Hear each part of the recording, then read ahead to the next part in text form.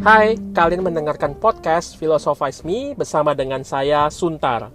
Episode lepas kali ini, kita akan melanjutkan membahas tentang film dan filsafat. Kita akan membahas film Shrek.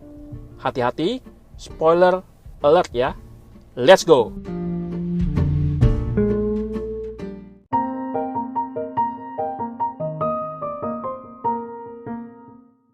Dalam cerita tradisional atau modern, arah cerita itu sangat penting.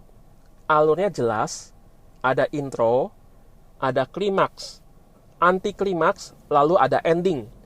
Jadi di sini ada satu arah yang jelas. Nah, dalam fisika, waktu hanya bisa berjalan ke depan. Hukum termodinamika yang kedua, yaitu entropi, memastikan hal itu.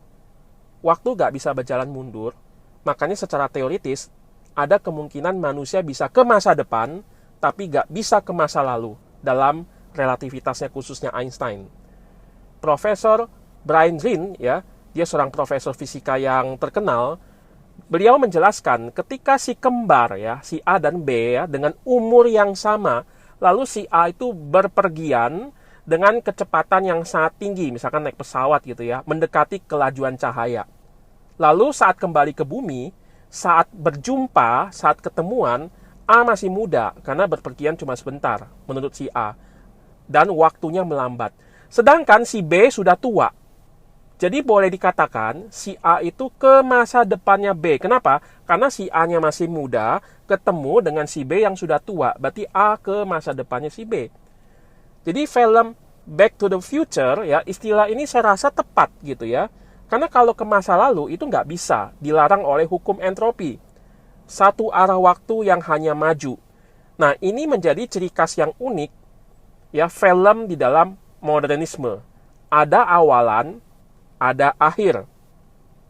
Kebalikannya, film Memento misalnya ya, karya Christopher Nolan. Jadi ceritanya ya sebenarnya simple, yaitu tokoh utamanya mau mencari pemerkosa dan pembunuh istrinya untuk membalas kejahatannya. Nah, tapi masalahnya nih ya, dia juga terluka ya, sehingga mengalami kerusakan kepada short term memorinya. Jadi dia selalu lupa ya dengan segera apa yang dia sudah lakukan. Jadi tiap orang dan kejadian yang dia alami akan cepat dilupakan. Nah, dia nggak bisa percaya kepada siapapun. Akhirnya, dia membuat tato ya tentang informasi atau hal-hal yang penting yang harus diingat. Lalu dia juga susun foto-foto ya secara berurutan agar waktu dia lupa, lalu dia melihat kembali, dia tahu apa yang harus dicari dan apa yang harus dilakukan. Bayangin ya, begitu sadar gitu ya, kita ini bingung gitu, ini tato apaan gitu ya. Lalu ini ada foto-foto susunan apaan kayak begitu. Nah, hebatnya Christopher Nolan ya, dia membuat film ini reverse. Ceritanya itu dari belakang ke depan. Jadi, dimulai dari pertemuan akhir ya dengan si penjahat sampai ke awal cerita. Jadi kita ini diajak seperti tokoh utama yang have no clue ya apa yang sedang terjadi gitu ya. Jadi penonton itu kayak lupa ingatan karena nggak tahu awal cerita film ini. Ingat ya, alurnya mundur ya. Jadi cerita ini tidak lagi satu arah ke depan dalam dunia postmodern ini. Ciri khas film yang tradisional itu ada kebaikan yang mengalahkan yang jahat. Kebenaran pasti akan menang. Meskipun saat ini belum terlihat gitu ya. Yang baik selalu dikontraskan dengan yang jahat. Batasannya jelas. Sekarang film postmodern ya, ada semacam fusion ya. Jadi ada semacam campuran antara good dan evil. Jadi ini mana yang jahat, mana yang baik begitu. Jadi kalau kita lihat ya, film Suicide Squad ya, itu kan isinya para penjahat semua tuh ya, termasuk pacarnya Joker ya, namanya Harley Quinn ya. Nah, ini kan kumpulan orang-orang fasik gitu ya. Jadi pertanyaannya, ini para penjahat atau para pahlawan? Coba deh teman-teman pikir ya. Godzilla ya. Godzilla itu musuh atau kawan? Jelas-jelas itu monster. Tapi sekarang kan kita bertanya ulang kan, dia musuh atau kawan? Film postmodern ini memperlihatkan adanya blur antara realita dengan fantasi ya. Mana yang real gak jelas ya. Ingat gak film The Sixth Sense karya Night Shyamalan, ada tokoh Malcolm yang diperankan oleh Bruce Willis. Dari awal sampai akhir, bayangkan ya, kita gak sadar seperti si Malcolm itu sendiri. Ternyata dia adalah hantu yang mengira dirinya masih hidup. Jadi waktu kita ikutin filmnya gitu ya, kita mengira dia adalah orang yang biasa-biasa aja. Tapi ternyata dia adalah hantu gitu ya. Baru kita sadar nanti waktu di agak belakangan. Dia pun juga baru sadar. Jadi mana yang real, mana yang fantasi ya, kita jadi bingung gitu ya. Kayak film Matrix. Keseharian kita ini adalah simulasi gitu. Jadi mana yang real? Brian Godawa ya di dalam bukunya Hollywood Worldview itu dikatakan di dalam era postmodern, story bukan lagi untuk komunikasikan realitas. Seni ya seni, tidak bisa lagi mewakili realitas. Story ya jadi sekedar story. Nah, pendukung postmodernisme sangat merayakan keragaman. Mereka gerah dengan keseragaman yang ditawarkan oleh modernitas. Seragam berarti dehumanisasi ya. Manusia jadi sama semua, alias kayak mesin di pabrik. Efektif dan efisien adalah moto kehidupan modernitas.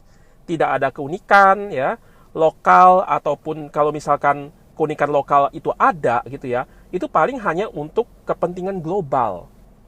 Sebaliknya, postmodern itu sangat menekankan keunikan dan keragaman. Bukan cuma satu, tapi banyak. Alternatif adalah hal yang harus diberikan ruang. Makanya film ini kan nggak cuma satu arah gitu ya. Penjahat bisa jadi pahlawan gitu ya. Kenapa ya? Karena banyak alternatif kok. Nah, mari kita mulai masuk ke dalam pembahasan film Shrek ya. Sebagai anti-fairy tale ya. Jadi anti daripada cerita dongeng secara umumnya.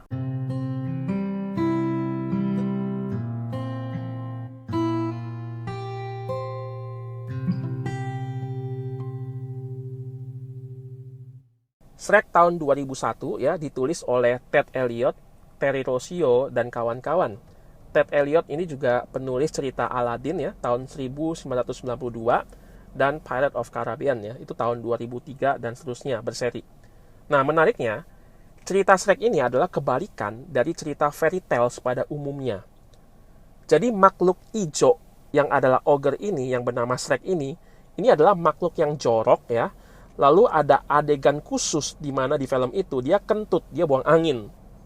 Jarang ya ada tokoh utama kayak begini gitu ya. Kita nggak bisa bayangkan ya James Bond tiba-tiba kentut ya lalu dia menikmatinya gitu ya. Itu pasti nggak nyaman buat kita tonton gitu. Tapi waktu Shrek mandi di rawa dia begitu menikmatinya. Bahkan ada lagu All Stars gitu ya. Ini gambaran bahwa dia adalah pusat perhatian, dia bintangnya. Shrek yang nggak suka bersosialisasi ini ya dan egois, dia lalu marah. Kenapa? Karena kenyamanannya di rawa-rawa itu dia diganggu oleh semacam karakter fairy tales yang terusir, yang homeless akibat si jahat Lord Farquaad. Nah, tapi Lord Farquaad janji gitu ya, dia akan kembalikan semuanya asal syaratnya adalah putri diselamatkan, lalu putri tersebut dinikahkan kepada dia. Lalu Shrek yang nggak mau diganggu oleh keramaian, maka dia terpaksa menyelamatkan putri yang tertawan, ada naga tentunya ya. Kenapa Shrek melakukan ini? Untuk mendapatkan rawanya kembali. Sekarang kita coba recall dulu ya. Biasanya pangeran tampan berkuda putih dengan gagah dan beraninya melawan naga, berkorban demi sang putri yang helpless. Putri yang cantik dan memiliki suara yang indah ini memang lemah secara kekuatan, tapi berpengharapan besar akan kebaikan yang akan mengalahkan kejahatan. Lalu diakhiri dengan happy ending tentunya. Perhatikan ya, alur dan ciri khas ceritanya. Ini cerita tradisional, ya kan? Tapi di dalam analisa Wisecrack channel YouTube ya tentang tokoh Lord Farquaad itu sangat menarik saya lihat. Di dalam cerita Shrek ya, Lord Farquaad itu terobsesi dengan perfection. Dia marah, bilang semua makhluk fairy tales itu telah mengotori dunianya yang sempurna. Perhatikan kata kuncinya, perfection, sempurna. Sempurna maksudnya bersih gitu ya, teratur, mekanis, deterministik gitu ya. Bahkan waktu Shrek masuk ke dalam kerajaan, ada sekelompok orang-orang yang kayak robot gitu ya. Dengan rapinya mereka berbaris, dengan rapinya mereka bernyanyi, don't make waves, stay in line gitu ya. Jadi jangan terlalu bergelombang, jangan terlalu banyak variasi, tetap di dalam batasan gitu ya. Perhatikan lirik lagunya ya. Ini menggambarkan keteraturan mekanis. Ini gambaran keteraturan modernitas. Bahkan ada satu adegan ketika Shrek itu mau masuk ke dalam satu pintu, dia dihalangi oleh yang namanya batasan-batasan antrian. Jadi kalau teman-teman misalkan pergi ke bioskop, kita kan harus ngantri kan. Nah itu kan dikasih batasan ya. Batasannya dibuat belok ke kiri, belok ke kanan, belok ke kiri, belok ke kanan. Lalu kita tiba di tempat penjual tiket, kan begitu kan. Nah, di sini Shrek tidak mau melakukan hal itu. Dia tidak terima yang namanya pengaturan. Dia tidak mau mekanistik. Maka ditabrak itu semua, dia langsung masuk ke dalam pintu tersebut. Perhatikan bahwa film Shrek ini dibuat reverse dari nilai-nilai tradisional. Ia mau selamatkan putri bukan karena nilai moral yang luhur. Dia mau selamatkan putri bukan atas nama cinta, tapi karena agar rawanya bisa kembali. Lalu setelah diselamatkan ya, sang putri yang bernama Fiona ini terus mengeluh, menggerutu gitu ya. Kenapa ya? Jalan ceritanya kok kenapa jadi kayak begini ya? Harusnya nggak kayak begini, jadi menggerutu terus gitu ya. Harusnya struktur ceritanya itu dia ditolong oleh pangeran tampan, bukan monster egois. Tapi ini malah kok ceritanya jadi kayak begini. Putri ini juga karakternya agak beda. Fiona ini berpengaruh kalau kita lihat ya, karakternya kasar, maco. Bahkan dia menguasai bela diri gitu ya. Aneh sekali ada putri yang seperti ini gitu ya. Satu sisi ini adalah humor ya, tapi juga mentertawakan nilai tradisional selama ini. Lalu di dalam cerita Shrek itu, Fiona juga dikutuk yang menjadi ogre ya, yang hanya bisa kembali menjadi cantik kembali setelah berciuman dengan cinta sejati. Ingat film Beauty and the Beast. Dan ternyata Beast-nya siapa? Beast-nya itu adalah si putri yang akan dicium oleh cinta sejatinya, yaitu The Beauty Ogre, yaitu Shrek. Biasanya kan pangeran yang jelek ya dicium putri gitu ya, jadi ganteng ya kan. Ini malah putri Fiona yang jelek mau mencari cinta sejatinya supaya bisa dicium ya kan. Lalu kemudian dia menjadi cantik kembali. Jadi kebalik di sini gitu ya. Jadi putri adalah the beast ya. Tapi menariknya setelah ciuman ternyata putri tidak kembali menjadi cantik, malah permanen tetap jadi jelek, menjadi monster. Jadi dia adalah menjadi monster seperti Shrek. Ups, gitu ya, ceritanya seperti itu. Dalam satu adegan, Shrek bilang, sometimes things more than they appear ya. Jadi kadang-kadang ya sesuatu itu lebih daripada apa yang nampak gitu ya. Jadi dia mau bilang bahwa realitas itu gak sejelas perbedaan hitam dan putih. Baik dan jahat itu blur ya kan. Pemisahan indah dan jelek itu tidak setegas yang kita kira. Selanjutnya kita akan lihat ya bagaimana tema keragaman di dalam film Shrek ini.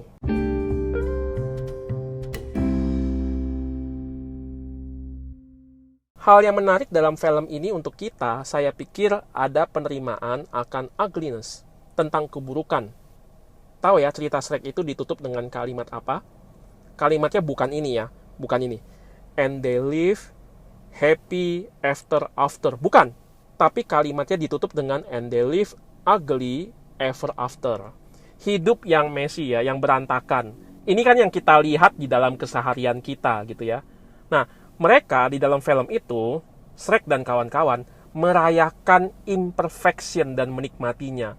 Ini kontras dengan Lord Farquaad tadi ya, yang sangat mengagungkan perfection, tapi justru kehidupan tidak seperti itu. Kenapa coba ya, banyak di antara kita suka sama Doraemon coba. Karena seperti keseharian kita kan, kita lah Nobitanya, ya kan. Kita mungkin bersaing cinta dengan si tampan dan si pintar Deki Sugi. Kita mungkin dibully sama Giant dalam kehidupan kita. Kita mungkin dipermainkan sama Suneo gitu ya. Nah, film Doraemon itu justru menariknya di sini gitu ya. Karena kebanyakan, saya nggak bilang semua ya, kebanyakan diri kita itu bukan Deki Sugi. Kita adalah Nobita justru. Nah, di dalam cerita Shrek, kenapa ya Shrek itu egois? Nah, ada kalimat ya yang dikatakan oleh Shrek itu menarik sekali. Dia mengatakan begini, mereka gak suka aku padahal belum kenal aku. Nah, itu sebabnya ya, ia memilih menyendiri. Kenapa? Karena dia sudah dilabel dulu dari tampangnya, dari kejelekannya. Dalam dunia modernitas ya, yang menekankan keseragaman, sesuatu yang beda itu susah untuk diterima. Sesuatu yang lain dianggap kelainan. Kalau ada benda asing yang masuk ke dalam tubuh, biasanya kan respon biologis kita akan menolak dan melawan kan. Misalnya ya, ada bakteri yang masuk melalui luka, maka sel darah putih akan langsung menyerang. Ini otomatis. Tapi ini kan biologis gitu ya. Benda asing pasti ancaman. Tapi yang gawat nih, kalau orang lain kita melulu lihat sebagai ancaman. Nah, bayangkan ya, kalau kita duduk ya, lalu di sebelah kita itu ada yang sangat lain dari kita. Gak ada wajahnya, rambutnya panjang, kaki melayang. Ini apaan sih gitu ya. Nah, kita pasti sangat terganggu. Maka itu mungkin sebabnya ya, alasan kita ya, takut sama hantu gitu ya, karena dia lain dari kita. Nah, orang yang beda dengan kita lihat sebagai hal yang asing. Hell is the others. Itu demikian kalimat daripada filsuf Jean-Paul Sartre. Tulisannya Jean-Paul Sartre ya, seorang eksistensialis dan seorang ateis ya, di dalam bukunya No Exit. Bagi Jean-Paul Sartre ya, kebebasan kita ini dibatasi saat kita jadi objek. Misalnya nih ya, ada kalimat kayak begini misalnya. Dia menabrak saya. Dia itu subjek dan saya objek. Saya hanya sekedar objek yang ditabrak. Saya nggak bisa menjadi hal yang lain di dalam kalimat itu kan. Saya adalah yang ditabrak. Saya sudah terkondisikan di dalam kalimat tersebut. Sebagai objek, maka subjek mendefinisikan saya. Subjek itu aktif, saya hanya bisa pasif. Nah, begini ya. Kalau kita cuman sendiri, maka kita kan jadi subjek kan. Nggak ada yang mengobjektifikasikan kita gitu ya. Maka saya bisa menentukan saya bisa ngapain aja. Saya punya kebebasan. Tapi pada saat ada orang lain, saya nggak lagi bebas. Kenapa? Karena saya jadi objek pengamatan mereka. Saya nggak bisa makan seenak jidat gitu ya. Saya nggak bisa ngomong seenaknya karena ada orang lain lagi yang lihat. Apa yang saya lakukan itu teramati oleh mereka. Mereka akan menilai saya. Jadi potongan rambut, baju yang saya pakai gitu ya, saya akan mempertimbangkan penilaian daripada orang lain terhadap saya. Bayangkan ya, kalau misalkan saya sebagai guru datang ke sekolah, lalu potongan rambut saya itu gondrong sampai ke pantat gitu ya. Wah, itu kan pasti tidak bagus gitu ya, akan menjadi omongan. Jadi pada saat itu terjadi, lagi-lagi saya jadi objek penilaian. Kita dinilai, dikategorikan, didefinisikan oleh orang lain. Masalahnya saya butuh penerimaan mereka. Maka saya tidak lagi bebas. Saya hanya objek. Kesimpulannya, neraka itu orang lain. Nah, neraka ini bukan orang lain jahat, bukan ya, di dalam konsepnya Jean-Paul Sartre. Tapi keberadaan mereka itu membuat saya menjadi objek yang tidak bebas. Nah, ya, kalau saya sendiri ya, saya tidak setuju semua pemikiran Jean-Paul Sartre gitu ya. Tapi dia ada poinnya. Poinnya begini gitu ya. Adalah fakta bahwa banyak orang yang haus akan penerimaan. Kita selalu mau mendapatkan pengakuan dari masyarakat. Tapi gini ya, saya mau tanya. Misalnya kalau saya haus akan penerimaan orang lain. Dan itu membuat saya sengsara. Membuat saya nggak bebas. Salahnya siapa? Apakah itu salah saya? Atau itu salahnya orang lain? Nah, kenapa orang lain harus melulu jadi ancaman buat saya? Kan nggak selalu begitu. Hidup yang kayak begini ya, hidup yang terlalu pesimis ya. Kalau semua orang lain itu adalah musuh. Nah, sekarang saya akan mencoba ambil contoh yang lain gitu ya. Selanjutnya dalam analisis tentang keberadaan orang lain, saya meminjam pemikiran Emmanuel Levinas. Dalam pemikirannya, ya, kita selalu melihat orang lain sebagai yang lain. Kita terganggu dan nggak bisa terima. Maka solusinya adalah membuat dia sama seperti kita. Jadi kata kunci tadi ya, yang lain lalu dibuat sama seperti kita. Kita kategorikan dia, kita labeling dia, kita kelompokkan gitu ya. Supaya apa? Supaya kita itu merasa aman dan nyaman karena dia seperti saya gitu. Kita paksa dia menjadi yang sama. Waktu suku Indian ya, dianggap primitif dan tidak memiliki peradaban ya, barbar ya. Lalu atas nama majunya peradaban, mereka itu dipaksa disekolahkan, dikasih semacam budaya bule ya. Dipakaikan baju bule gitu ya, lalu juga cara makannya dan apa diajarin. Tapi penelitian membuktikan justru mereka makin dianggap barbar. Kenapa? Karena kerjaannya cuma mabok-mabokan. Menariknya kita perlu tahu loh, kenapa orang Indian itu akhirnya mabok-mabokan. Kita jangan cuma stop sampai di permukaan masalah. Ternyata mereka mabok karena krisis identitas. Mereka dipaksa hidup sama seperti kayak budaya orang bule. Tapi itu nggak banget, bukan mereka banget gitu. Mereka nggak bisa menikmati hidup yang sama persis seperti kayak orang Amerika, nggak bisa. Maka kasus ini disebut dalam budaya ya, di dalam buku Transforming Vision. Menariknya ya, di dalam buku Transforming Vision, penulisnya Brian Walsh ya, ini menjadi satu penelitian sosiologis yang perlu kita perhatikan. Kita perlu bertanya kepada diri kita, apa hak kita memaksa orang lain jadi sama kayak kita? Saya bukan lagi bicara tentang aturan atau tata tertib di dalam suatu tempat, bukan ya. Kalau kita di perusahaan yang sama, ya tentu saja kita harus taat pada aturan yang sama, ini make sense kok. Tapi memaksa keberadaan orang lain sehingga kehilangan dirinya agar sama menjadi seperti kita, nah ini kan pemaksaan keseragaman atas keberagaman. Misalnya ya, saya guru mat, lalu ada murid saya yang kesulitan matematika, tapi sangat hebat di dalam melukis. Nah, apakah saya sensi sama dia? Kenapa? Karena dia nggak bisa pelajaran yang saya ajar. Atau saya memilih untuk mendorong dia semaksimal mungkin dalam pelajaran saya, ya. Kalaupun dia sudah maksimal berjuang, dapat 70 pun tidak apa-apa, sambil saya mensyukuri kehebatan dia di dalam melukis. Mana yang saya pilih? Postmodern mengingatkan kita akan kekakuan di dalam keseragaman. Tapi, bablasnya, kita jadi bingung mana yang benar dan mana yang salah sih. Semua jadi boleh saja anggap diri benar, ya kan? Tidak ada otoritas mutlak. Yang ada hanya bijaksana lokal. Semuanya benar. Nah, saya tetap percaya ada kebenaran mutlak. Dalam konteks bilangan desimal misalkan ya, 1 tambah 1 tetap harus sama dengan 2. Kenapa saya bilangan desimal? Karena kalau bilangan biner 1 tambah 1 itu bukan 2 tapi 1 kosong. Maka dalam konteks bilangan desimal, semua orang harus setuju 1 tambah 1 tetap harus sama, yaitu 2, tidak boleh yang lain. Jadi ada kebenaran mutlak. Saya tetap percaya seni itu tidak melulu masalah subjektif.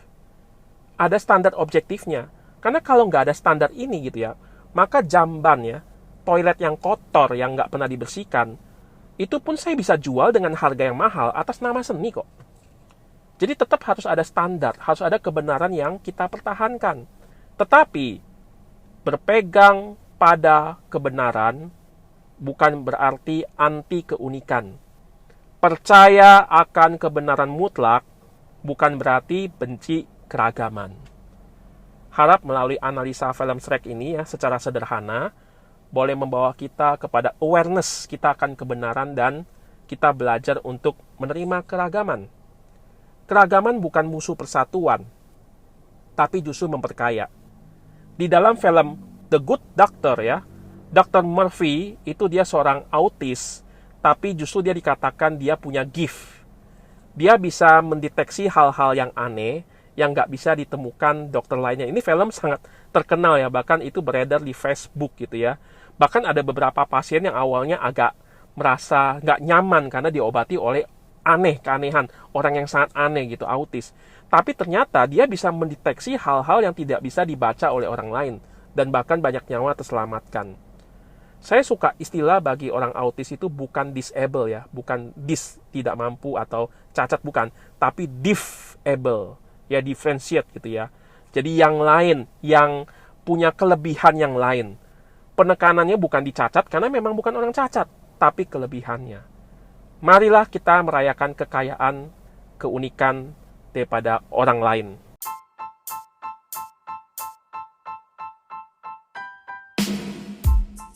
Yo, kita sudah membahas sedikit ya tentang Shrek ya. Kedepannya kita juga akan membahas film-film lainnya yang seru juga. Harap melalui Philosophize Me, filsafat makin dikenal oleh orang banyak dan membawa kehidupan kita menjadi lebih baik. Jadi jangan lupa share kepada yang lainnya. Sampai jumpa. Ingat slogan Philosophize Me.